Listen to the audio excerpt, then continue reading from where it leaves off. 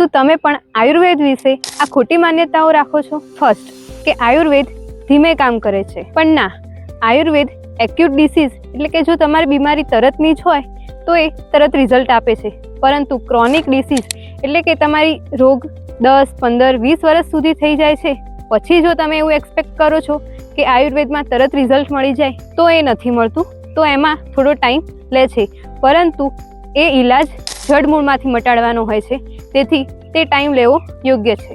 Second, કે આયુર્વેદ એ ઘરગથ્થુ ઈલાજ છે, પરંતુ ના, એવું નથી.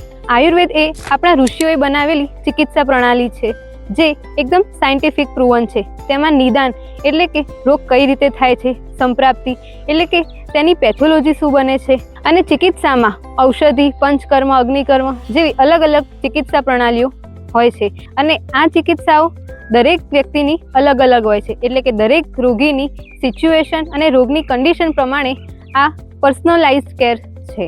એન્ડ થર્ડ, કે આયુર્વેદિક ઔષધિઓની કોઈ સાઈડ ઇફેક્ટ નથી. ના, પરંતુ એવું નથી. આયુર્વેદિક દવાઓમાં પણ જો તે યોગ્ય રીતે યોગ્ય માત્રામાં લેવામાં ના આવે તો તે સાઈડ ઇફેક્ટ આપી શકે છે. એટલે જ કોઈ પણ આયુર્વેદિક દવા લેતા પહેલા વૈદ્યની સલાહ જરૂરી છે. એક નિષ્ણાત વૈદ્ય દ્વારા જ તમારે આયુર્વેદિક દવા લેવી જોઈએ, આપમેળે ન લેવી જોઈએ. જય ધન્વંતરી.